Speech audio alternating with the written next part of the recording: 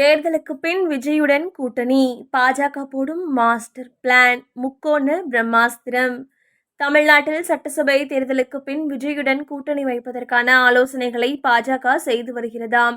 இதற்கான திட்டங்களை இப்போதே பாஜக வகுத்துள்ளதாம். தமிழக சட்டமன்ற தேர்தல் களம் அனல் பறக்க தொடங்கியிருக்கிறது.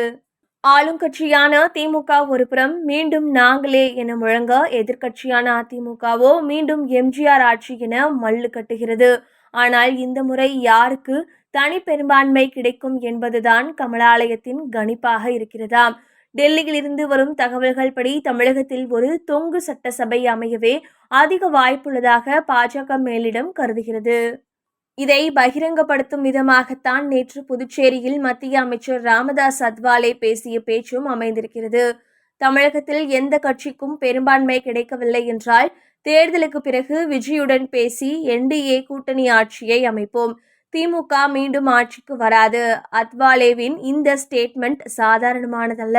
இது பாஜகவின் போஸ்ட் எலெக்ஷன் ஸ்கெட்ச் என்கிறார்கள் விவரம் அறிந்தவர்கள்.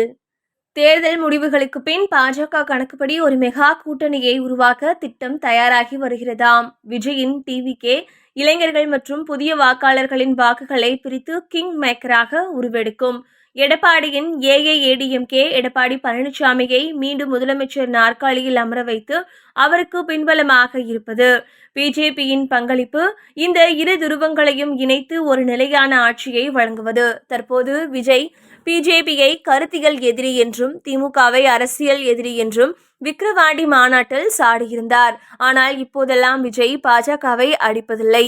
தேர்தல் முடிவுகள் ஒருவேளை பாஜக கணிப்பது போல யாருக்கும் மெஜாரிட்டி இல்லாத சூழலை உருவாக்கினால் ஆட்சி அதிகாரம் எனும் துருப்புச்சீட்டை வைத்து விஜயை வளைக்க பாஜக காய் நகர்த்தும் என்கிறார்கள். ஏற்கனவே பாஜகவின் பழைய தலைகள் பலர் விஜயின் தமிழக வெற்றி கழகத்தில் இருக்கிறார்கள். இதனால் அவர்களை வைத்து கூட்டணியை உறுதி செய்யலாம் என்று டெல்லி நினைக்கிறதாம். ராமதாஸ் அத்வாலாவின் பேச்சு ஒரு ட்ரையல் ரன் போலத்தான் பார்க்கப்படுகிறது. விஜய் எங்களுடன் வருவார் என அவர் அழுத்திச் சொல்வது தேர்தல் களத்தில் ஒரு புதிய விவாதத்தை கிளப்பியிருக்கிறது. ஆளும் கட்சிக்கு எதிராக அதிருப்தி ஓட்டுகளும் அதிமுகவின் வாக்கு வங்கியும் விஜயின் புது ரத்தமும் இணைந்தால் தாமரை தமிழகத்தில் மலருமா அல்லது இந்த கணக்குகள் காகித புலியாகவே நிற்குமா?